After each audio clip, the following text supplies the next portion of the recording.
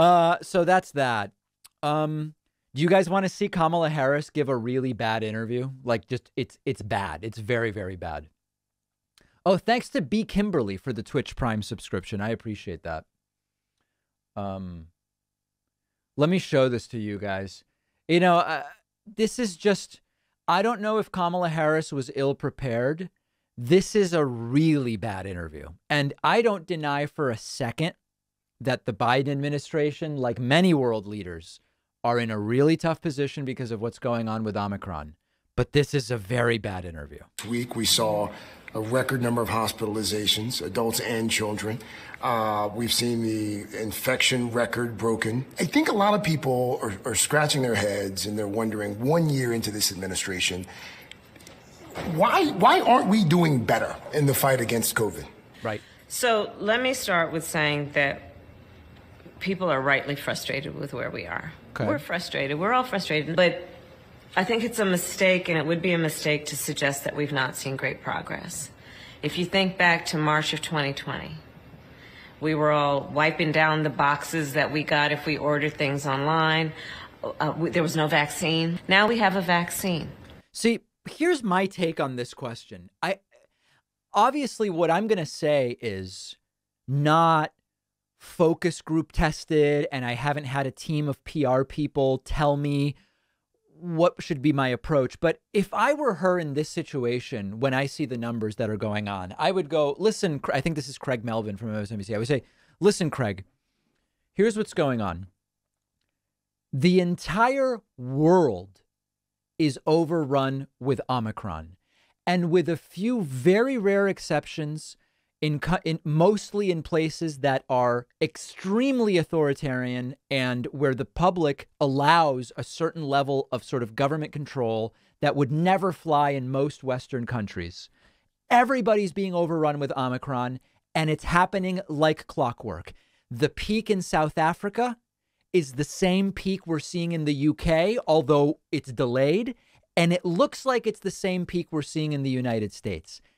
It's happening everywhere. Omicron is that contagious. What we want is to protect people from serious illness and death with the vaccine, which it does. And in the meantime, get as many tests out as quickly as possible, which the Trump administration didn't do and we're doing, and to get people masks, which Bernie Sanders just suggested. That's what I would say. I wouldn't try to do this, you know, because when their answers try to justify a situation that at the end of the day is the same basically everywhere to different degrees. And so that would be my approach. And I'm sure that there are political analysts that would say, David, there's a reason why she wouldn't be advised to answer in that way, because then I'm just telling you how I would honestly communicate. That's all I'm saying. Okay, let's continue.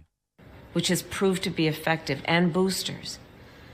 Now we have our children back in school. 95% of schools are back open. But we're building back up, we're opening back up, and we are not where we were a year ago. Let's talk about masks for a second. It's been several weeks now since public health experts have acknowledged that cloth masks, surgical masks, they're not as effective in terms of stopping this new variant, Omicron. Should Americans be wearing KN95 masks or N95 masks? Well, the CDC is going to be providing us with those guidelines. But what's taking so long? Well, the CDC is making their decisions. I don't make the CDC's decisions. But what I will say is what has been clear about masks is you want to wear a tight-fitting mask. That is clear. And it's like at this point, it seems almost like you're in a fantasy world if you don't acknowledge there is no question that not all masks are created equal.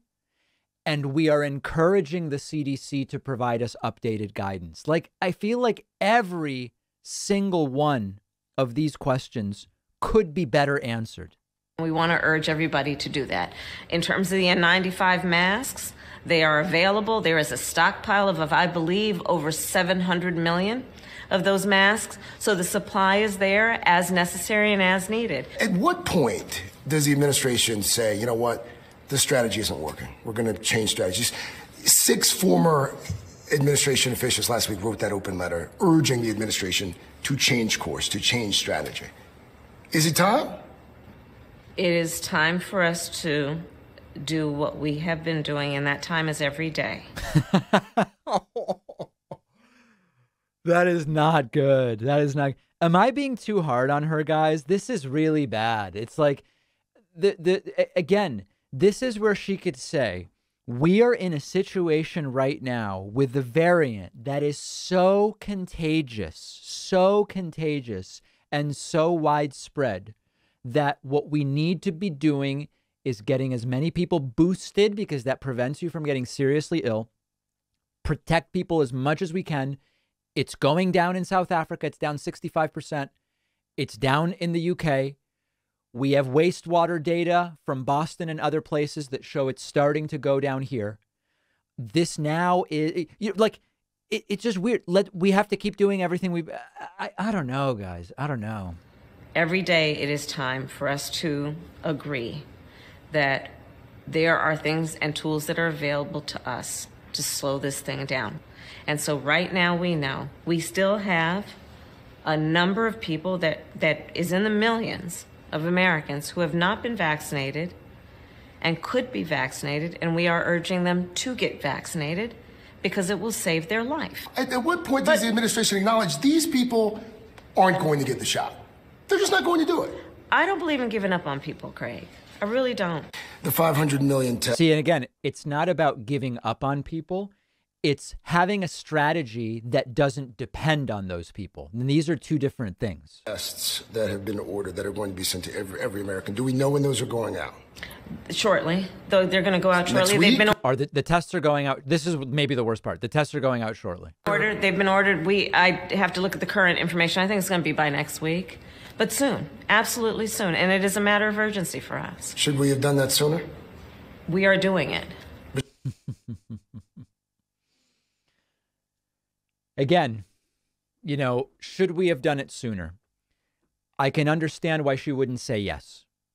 I can understand that. I can understand why a political apparatus would say, you can't say yes. You can't give a simple yes. You can't give a simple yes. But we are doing it.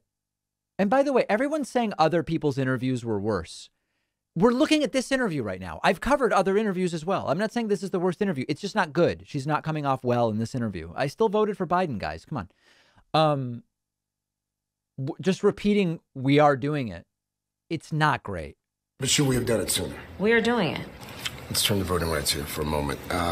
You were there in Atlanta with the president when he compared those who oppose Democratic-backed voting bills that are currently in the Senate. He compared the folks who oppose those to... I don't think so. I see that someone's saying that Craig Melvin's asking bad questions. No, these are real questions. These are real questions. You look at the numbers and it's crazy. Should we be doing something different? She could answer and say, this is so contagious that what we're seeing from other countries is it almost doesn't matter what you do in terms of cases. What matters is in terms of keeping people out of the hospital. That would be a fair answer. I think this is called journalism. This is asking questions. Folks who oppose civil rights. Senator Romney, in response yesterday, he took to the floor of the Senate and he said, quote, so much for unifying the country.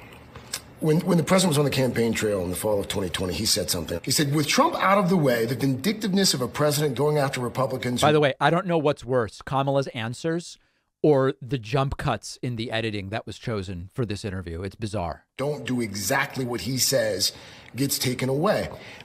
Isn't that exactly what President Biden did in Atlanta on Wednesday?